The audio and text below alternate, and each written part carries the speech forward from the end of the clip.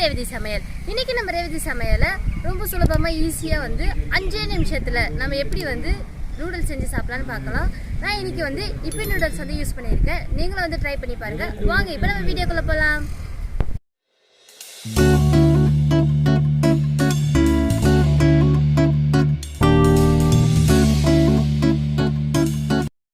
ஒரு பேனில் 4 table spoon அளவு எண்ணெய் சேர்த்துக்கிறேன்.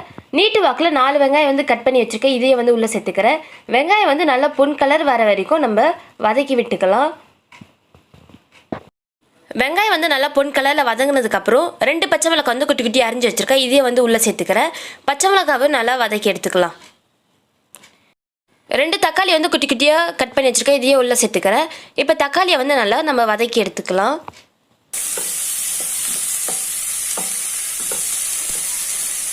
தக்காளி நல்லா வதங்கினதுக்கப்புறம் 6 கிளாஸ் தண்ணி வந்து நான் சேர்த்துக்கிறேன்.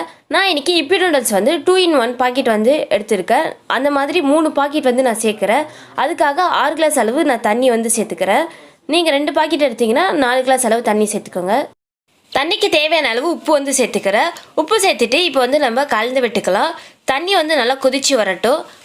பாதி அளவு கொதிச்ச அப்புறம் நம்ம இப்பியில் இருக்க மசாலா வந்து இது கூட சேர்த்துக்கலாம். நான் வந்து இன்னைக்கு இந்த இப்பி நூடுல்ஸ் வந்து எடுத்திருக்கேன். இது வந்து 2-in-1 பாக்கெட்டு. இந்த மாதிரி நான் 3 வந்து நான் போட போறேன். ஸோ இது உள்ளே நீங்க வந்து பாத்தீங்கன்னா நமக்கு 2 வந்து கொடுத்துருப்பாங்க. அதுக்கப்புறம் அதுக்கு தேவையான மசாலாவும் கொடுத்துருப்பாங்க. இந்த மசாலா தான் வந்து நம்ம தண்ணி கொதிச்ச அப்புறம் நம்ம சேர்க்க போறோம்.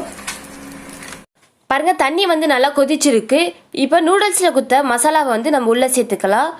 இது வந்து நம்ம இப்போ மிக்ஸ் பண்ணி கலந்து விட்டுடலாம்.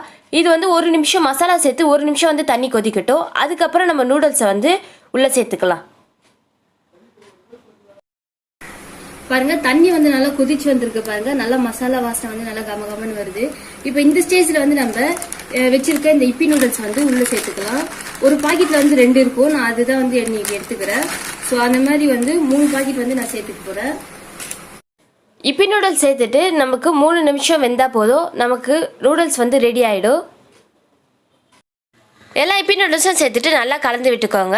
நான் இன்றைக்கி உடைக்காமலே வந்து சேர்த்துக்கிட்டேன். உங்களுக்கு வேணும்னா நீங்கள் உடச்சி கூட நூடுல்ஸை சேர்த்துக்கலாம். இந்த மாதிரி நல்லா வந்து கலந்து விட்டுக்கோங்க. இப்போ நம்ம ஒரு பிளேட் போட்டு மூடி வச்சலாம். 3 நிமிஷம் வந்து நமக்கு வெந்து வந்தால் கரெக்டாக இருக்கும். இது வந்து 3 நிமிஷம் நல்லா வேகட்டும். இப்போ நம்ம ஓப்பன் பண்ணி பார்த்துடலாம். பாருங்க, நல்லா வந்து கொதிச்சிருக்கு. இப்போ இந்த ஸ்டேஜில் வந்து பார்த்தீங்கன்னா நம்ம ஸ்டவ் வந்து ஆஃப் பண்ணிக்கலாம். இந்த அளவு நல்லா வந்துருச்சு பாருங்க 2 மினிட்ஸில்.